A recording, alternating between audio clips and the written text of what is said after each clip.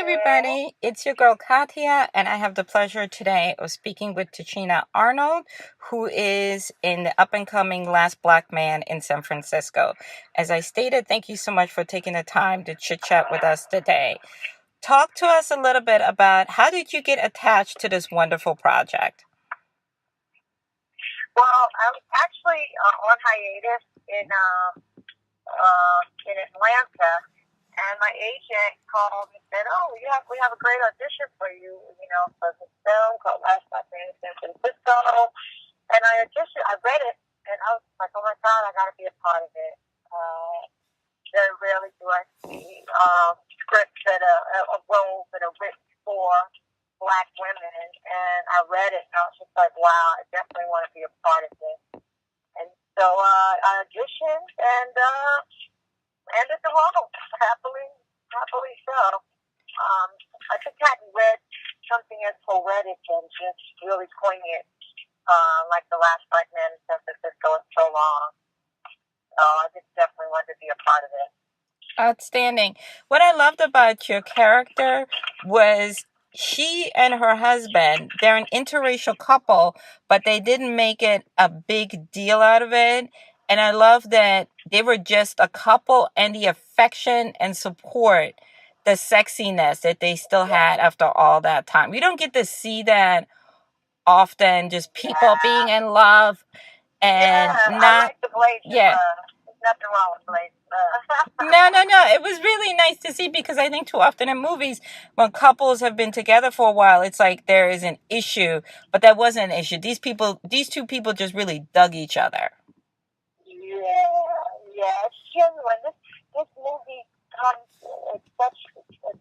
from such a warm place and such an honest place, but yet the way Joe Talbot and Jimmie and Adam Newport, Jonathan, no, Adam Newport, the way they told the story was just incredible. I mean, visually, the movie is just like undeniably beautiful and poetic. And, the storyline, I mean, I love the fact that it really is about Jimmie and Joe's life, and you have Jonathan Majors, who just killed the role of Montgomery. It was just all around just a great film, and Rob Morgan and Danny Glover. I mean, you got some great, I forgot to say Danny Glover's name. Yeah. Talk a little bit too, the thing that really struck home with me is the friendship between Jimmie and Montgomery. You don't see, at least, and I see a lot of movies as a critic, and especially to see two Black men that aren't in a stereotype situation. They're not, selling drugs or whatever the nonsense is. They're just really down for each other. And not to give the movie away, but just the way Montgomery was trying to tell Jimmie, like, you enough. Like, you don't need all this other stuff. Like, you alone are enough. Like, that to me struck a chord. Talk a little bit of how that affected you, because you've been in the business a long time. You've been attached to a lot of projects. How did you feel reading that, or even later on watching the movie at Sundance, seeing the scene out on the big screen?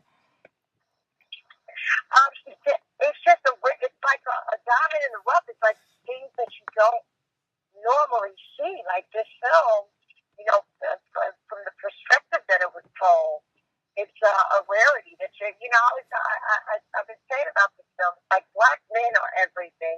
There's so many facets to a Black man, and unfortunately, due to society today, we don't get a chance to see that. So then when we see films like this, like Last Black Man in San Francisco, it's refreshing, it's new, it's honest, it's something that's rare, unfortunately, but we are able to see Black men in a humble place where, in a vulnerable place where he's not. Definitely. See the story take place. It's just, I think it's groundbreaking, and I hope that there'll be more movies like this to come. Absolutely. I mean, you get four, but really three different versions. You have the friendship between Montgomery and Jimmie, and then also the relationship between Montgomery and his grandfather. Do you know his grandfather never, because Montgomery's he's unique, but his grandfather too also never makes him feel like there's something wrong with his uniqueness. If anything, he embraces it and he encourages it. You know what I mean? And he asks him about his art. Yeah, and to see a black man do that, because you see the juxtaposition between Jimmie's father and Danny Glover's character. You have the difference between the characters. Danny Glover's character is completely opposite from Rob Morgan's character. Yes. But yet there were two black men with two different viewpoints, two different lifestyles, two different journeys. So to see that play against each other is really, really phenomenal. It really is. And like I said, is the thing that hits home. And then you have the beautiful backdrop of San Francisco. Like, you could tell that Joel was from San Francisco because he, you know what I mean? It wasn't all perfect. Like the montage when they're on the skateboard and, you got the craziness going on and you're like, but that's life in the big city. All of us that grew up in the city, you don't have like neat, but you also have the lunacy, but all of it works really together. How did you feel like, what was the shoot like, just being in San Francisco and having that be such a major part of the story? Well, we stayed in a hotel that was in the Tenderloin, and the Tenderloin ain't so tender. I'll tell you. I mean, I've seen parts of San Francisco that I never even knew existed. It's so many different facets to San Francisco. Just the history, the richness in its history, and just to be amongst the San Franciscans and to hear their story. They're very proud people. They're very, it's like a melting pot there. So it was a wonderful experience being there and just being amongst San Franciscans and really digesting who they are and how much they love their city and how much they, they're angry with, a lot of people are angry at the city, due to the gentrification. So, it's, me being a native New Yorker now living in California, living in Los Angeles, to be in San Francisco, where, I used to go to San Francisco quite often just to feel like I was in New York because, it was cold, during the winter. It's the closest thing that I could get to New York culturally. So, San Francisco has its own meaning for me, but to be there and digest it while we were, filming, I'd never been in those Victorian houses, those big, beautiful homes. It's just monstrosity. Like, it was crazy just to experience it and just to talk to the locals and see how they felt. And, with the opening of the movie, we screened it last week for the first time in San Francisco. When I tell you that audience, it was just infectious how much they just enjoyed it and just chopped it all up. Absolutely. I mean, the reception at Sundance, that's where I saw it. People stood up. Do you know what I mean? It was like the second day of screenings and people stood up and people were clapping because they were so moved by the movie. And also, I think, something we don't talk about enough is, one of the driving things, at least what I was feeling with Jimmie, is Jimmie was looking for a connection to his past in order to move to his future. And it speaks to a bigger picture as us as Black people. We are constantly trying to find a place of belonging, a place, something that said that we mattered. And I think that's why Jimmie was so determined. Is that like something else that you've sensed, like reading the script? You're like, I understand why Jimmie is so, insistent about this house. Well, there's no place like home. The word said it the best. There's no place like home.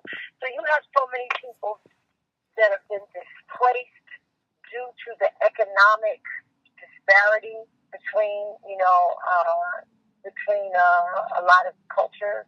You have a lot of economic disparity. So you have people that, even if their home is a little box, it's their home, it's their memory, where they rest their head. It's their place of comfort, their place of solace. So to have that memory that you even created this world for yourself, to have that kind of crash and burn around you is just horrible to watch, especially with Jimmie's character. It's bittersweet. He has to come out of living the lie that he's been told and that he's digested all these years to really coming of age and really kind of accepting the fact that things weren't as they were. And how do you get a person to understand that? Well, exactly. But, this movie just was, we covered so many areas. Yeah, it's also hope versus faith, right? Sometimes that's why I think church and all those things are such prominent things in our community, because we are surrounded sometimes so much by despair that we need that hope to keep us going. And I believe for Jimmie it was, even though we know it wasn't true, but for him that house was hope, and it was the one good thing in his life because he went through so much and everything. And also, and I love the fact that there was no love interest. The love interest was the house. Yes. There's no Yes. Yeah, and the affection was Montgomery, and his love, that the love interest was the house, and his emotional support was, like you said, it wasn't the cliche of a woman. It was his best friend that was like strong, and that was also, I thought, exactly. Yeah. That helped him, and like I said, the women, you played more or less, your character was more or less more of a mother figure to him than his action. Yeah. Yes. And all of you didn't judge him. For reality. Yeah. But you too, along with your character, along with Montgomery, were saying, like, you're fine. Like, you gotta let go in order for you to move forward. Yeah. Exactly. And I think when you have the issue that Joel's character, Jimmie's character has with family, you then need other people in your family to say, or your surrogate family to say, you're fine, or you're going to be fine, or you're not alone. And that's what your character, Montgomery, Danny Glover's character, all those people were for him. Do you know what I mean? Yeah. Definitely. Yeah, and we all need a support system, but a lot of people out there that don't have that support system, they don't, it's far few in between. So, the house represented so much for, his manlyhood, his not having his father figure over. I love this moment where he realized, where Montgomery finds out that he stayed in the group home for a year. Yep. It showed that, like, things are, there was just little nuances in the movie where sometimes, like, a lot of times you got to see a movie twice without the Agreed. Yeah, there's a lot of moments, and it's within the conversations. It's also within the scenes when there's nothing said, like them skateboarding together. You know what I mean? Yeah. And it's just that blind trust. Somebody else tells you, well, we're going to get on this. Yeah, get on the skateboard. You might be like, oh, no, I'm good. I'm going to wait for the bus. So, definitely. I'm so happy you enjoyed the movie. I know, I loved it. I really did. Absolutely. So tell everybody, when is the movie coming out? The movie is coming out June 4th. June 7th. I'm sorry. That's okay. It's all good. Airport. I'm about to get up here. June 7th, the movie will be out in limited theaters, selected theaters, but I think it's gonna, I think it'll be out in more theaters once people start catching on to this film. And I appreciate you, helping us push this film. I think everyone should see it, especially every Black man in America. You're right, Alex, the poetry. Absolutely.